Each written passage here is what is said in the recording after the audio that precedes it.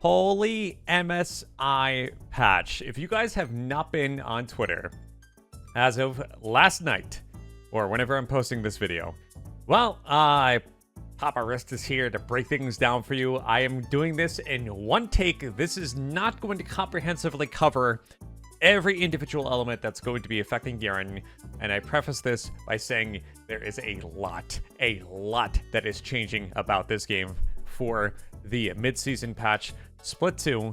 It is absolutely insane, but I'm going to cover very quickly everything that I think is going to be the most pertinent to Garen and how it's going to impact the game in a very, very quick and easy to digest form. Without further ado, let's dive into everything that's happening and how it's affecting Garen. Let's go ahead and do it. Alright guys, first up, Black Cleaver buff, a shred per stack increased from 5% to 6%. This still stacks multiplicatively with Garen. It is a buff, Garen likes it. This is just free real estate. This is insanely good. Black Cleaver Kingdom is back. It's actually going to be a better competitor now to Mortal Minder, which existingly is kind of the best item to build on Garen right now for armor penetration. So it's good to see Black Cleaver's getting some love. That's all I have to say right now, guys. You guys can do the math as to how this is going to factor in with Garen's E multiplicatively. We're going to move on to the next thing because we have so much to talk about. Let's go. So once upon a time, in the Lone King of Demacia, there was a Garen main. There was more than one Garen main who said, you know what? Let's go ahead and build more than one zeal. Comes Season 14, we stop building zeal because its upgrade to Phantom Dancer is more so situational, and it's better to upgrade to PD. Now, we go ahead and get an extra 5% crit on zeal. Is double zeal back? Oh, heck, abso-heckin-lutely, yes. This is insane. Expect double zeal to be a thing again, because right now the gold efficiency of zeal as a component, without this item receiving any future changes pending, it's just downright insane to sit on. This isn't even the most insane thing that we're going to be talking about tonight, as much as I love advocating for double zeal. Like, oh my god, we're going to go, just keep moving. There's just too much to talk about. Swiftness is getting changed. It is no longer giving slow resistance. I feel like these boots have been especially popular on Garen because, well, Garen does struggle versus recurring and AoE slows, right? We deal with the likes of Ashe, Trundle, Oriana. Swifties is a very, very solid solution, especially playing Garen middle versus all these AoE slow mages. And now that it's getting removed and now replaced with a movement speed buff on hit for auto attacks, I feel like Garen players aren't going to build these boots anymore because it's 2 seconds, but the thing is Garen's going to be losing that while he's spinning, because his spin, if you're going to go for the full spin, is 3 seconds. What does this mean? This could very well mean that Garen players aren't going to be able to build Swiftness boots anymore, and we're going to have to look for other options for slow resistance.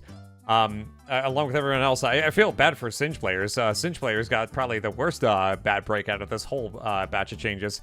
All right, but further on, we're going to go ahead and move on to the next thing because there's so much to talk about, okay? Mercury treads, okay? Cost reduced by 100, MR increased by plus 5, and then Tenacity reduced from 30% to 20%. You guys know what this means? They are making Tenacity more scarce in this game. Just as a heads up, by the way, I'm not going to show it, but they are also removing Legend Tenacity. So champions who have Tenacity in kit are now going to have a stronger identity because League has dealt with like a big saturation of Tenacity, and now they're finally cracking down on it. So yeah, again, like this means that stacking these boots with Sterix Gauge or Garen W will be less effective. However, by themselves, I mean, if you still get these boots and use Garen W, that's still 80% Tenacity. That's going to reduce any crowd control ability by 4/5. So that's still significant, and then we also get 5 MR. These boots can still be viable on Garen.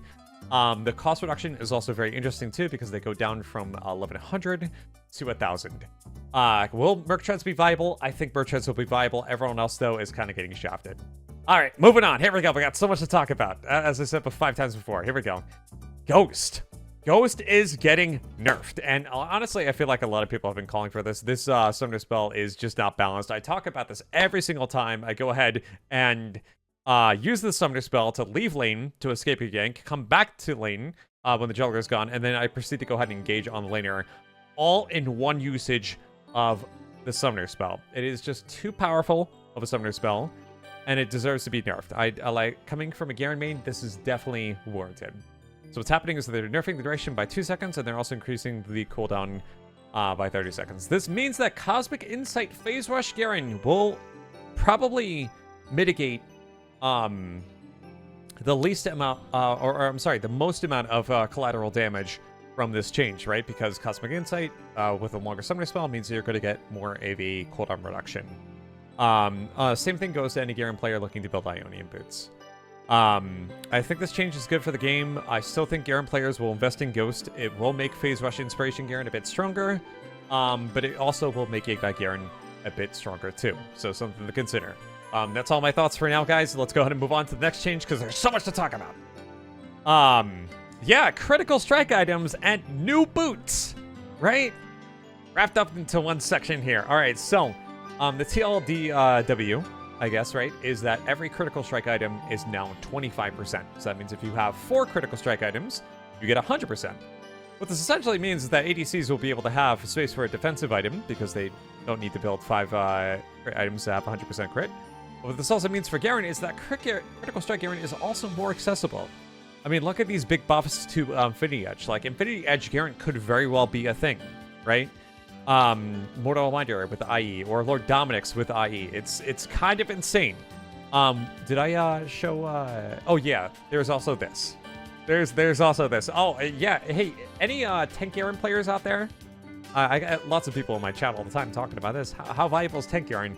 After this change goes through, 40% armor penetration... Yeah, tank Garen is kind of dead. I really am struggling in my mind right now to think what's more viable, tank Garen or jungle Garen, because both actually sound as good as re-microwave McDonald's, and that's definitely a novelty right there. Yeah, so ADCs are feasting really hard. This upcoming split, as you guys can probably tell, crit ADCs are feasting. Garen, though, gets to benefit from all these changes because he can utilize several of these critical strike items. Which items will be viable, we don't know just yet. And we need time to cook. Garen mains are going back in the kitchen right now as we speak, guys. But it is interesting because he does benefit from these changes, so it may not be too bad for Garen. In fact, I think with the whole Tenacity change thing, is that Dana's going to be sharper. Rapid Fire Cannon seems interesting. It's got movement speed. Collector also seems interesting. Honestly, all these items seem really interesting. There's a lot of experimentation to be done here. But let's talk about the boots really quickly before we move on. 35 movement speed, and then your recall's empowered. So I'm guessing you're getting the advanced recall. But after traveling 150,000 units of distance, which somebody calculated, by the way, it's about getting from Fountain to a tier 1 tower in a side lane, you gain 45 movement speed. So what this essentially means is that they're removing mobility boots. You can't zoom out of base with this, but eventually if you move quick enough, these boots will turn on. What remains to be seen is if this resets if you go into combat and you have to wait another 150,000 units of distance. I hope that wouldn't be the case, otherwise these boots would be dead. But it is interesting. It is basically the new mobility boots. Not as strong as the old mobies. They're just kind of reworking them. So this is going to impact support players more than your mid lane players, but I definitely want to try this out. Anyway, that's my thoughts on this. I'm going to move on because we have a few more things to talk about to consolidate this into a quick digestible video. Here we go. Ladies and gentlemen, Zephyr has returned in League of Legends, but get this, they are allowing you to upgrade your Berserker Greaves to Zephyr. The only boots, tier 2, that can upgrade, by the way, into this item is Zephyr, and it unlocks at level 15, so you can't rush this item. 40% attack speed, 65 movement speed, and then they are giving the Swifties boot passive to Zephyr. So for the early stages of the game, you're not going to be able to use Swifties boots in the old fashion, but late game, they are allowing slows to become weaker. So it's interesting that they're moving these systems to make slows weaker as the game goes on, which actually coincides a little bit with how Tenacity becomes abundantly more available as the game goes on with different optimization choices. And they're making it kind of uniform in that sense, where the game goes on longer. You're going to have more options to crowd control, right? We have like Sterix Gauge, Wit's End, and now you have that late game option to also address slows, which is really interesting. Because a lot of champions are going to be able to build this, right? 40% attack speed, that benefits a lot of champions. 65 movement speed, that benefits a lot of champions. But yes, guys, upgrading your boots late game on Garen is going to be a thing. Yeah, I actually think there will be Garen players that will build this before they even get their 6 item, because this item is honestly insane. We'll have to see the gold efficiency and how that's going to pan out. But yeah, we're going to keep on moving on because there's so much to talk about. Oh my god. Atma's Impaler is back in a fresh coat of paint. Now, there is something for tanky Garen players, or tank Garen players, so to speak.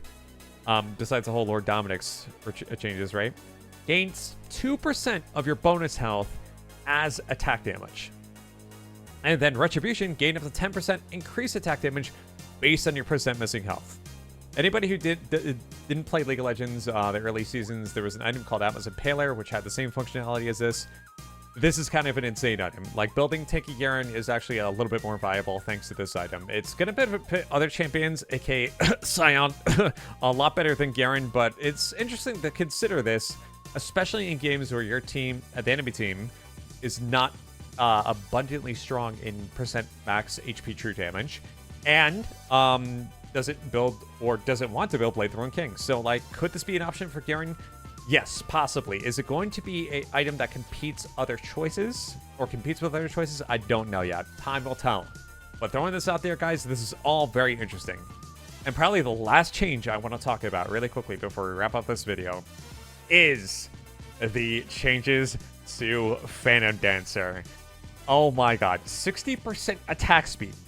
60%. That is 2 spins and half of then some, right? Because that's an extra 10% left over for your next spin. You can benchmark 3 extra spins on Garen with a few levels and this item. 25% critical strike chance, 12% movement speed for 26. I repeat, 2,600 gold. That's mind-boggling. It's crazy. It's not a question if Garen will build Zeal and Phantom Dancer this split. It is going to be a question of what's better. What is going to be better, rushing the Phantom Dancer or going double Zeal? You know, I don't know just yet. We do need to crunch the numbers, but this is very interesting. In conclusion, guys, if you are interested in tanky Garen, traditional bruiser Garen, or critical strike Garen, well, I am relieved to tell you that there's a slice of the pie for each and every one of you this upcoming split. I do think ADCs come out on top because these critical strike changes benefit them the most, but it's nice to know that Garen is getting a little slice of the pie as well. What do you guys think about all these changes? Obviously, I cannot talk about everything without making this a gosh darn 3-hour long video, but these are probably the biggest things that stood out to me. Did I miss anything? Please let me know in the comments. Especially if it's substantial. Don't tell me small things like, oh, this rune's losing 2%. Anyway, guys, thank you guys so much for watching this video. Also want to give a special shout out to my Patreon supporters as well for financially supporting me. You guys are great. Please check out the link in the description below if you guys want to check out the perks and incentives I give out for being a Patreon subscriber. I'll see you guys in the next video, and I will see you guys in solo queue.